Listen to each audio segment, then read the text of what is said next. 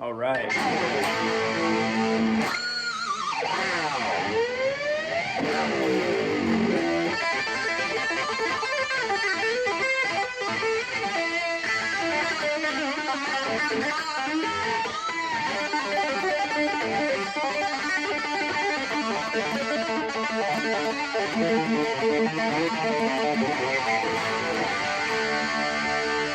Had to show off. That's kind of a proof of concept that I can do that kind of stuff.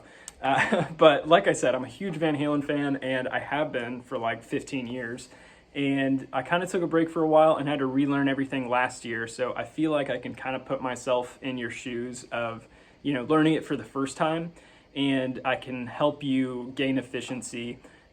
So I wish people would have told me this the first time that I learned this, but I just had to listen to his stuff really closely and figure it out myself.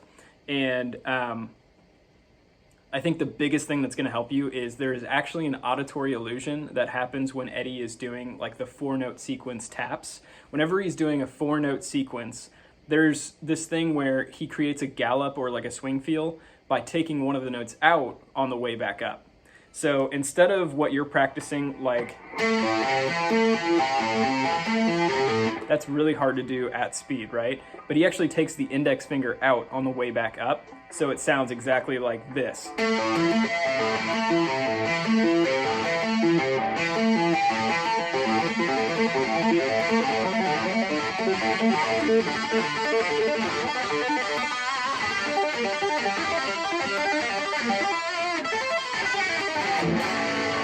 So you'll notice that like sometimes the index finger's in there for accent, but most of the time it's kind of the sequence goes back to the pinky instead of the index finger on the way back up. So again, that's...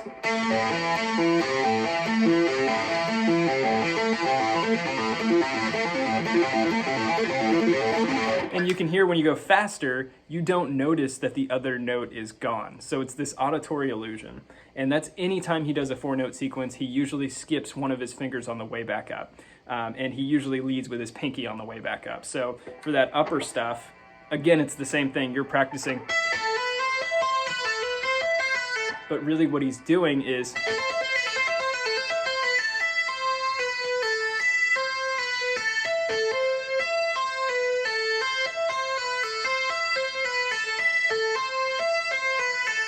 Does that make sense? So you could hear a couple times I restarted the phrase. You always lead with, when you're tapping.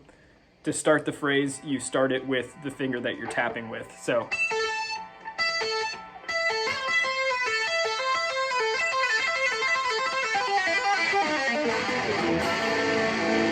And then I think a really helpful exercise to do, this will help you a lot with getting started on tapping, because if you go straight to Hot for Teacher, that's one of his harder riffs because it's so spread out and you have to use your pinky finger, right?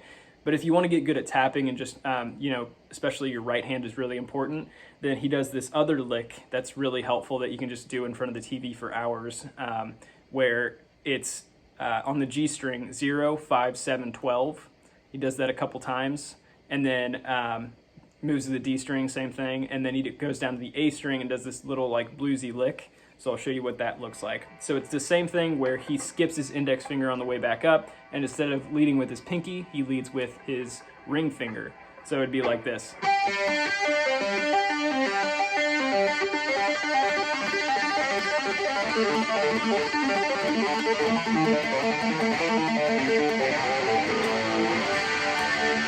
And again, that blues part is like...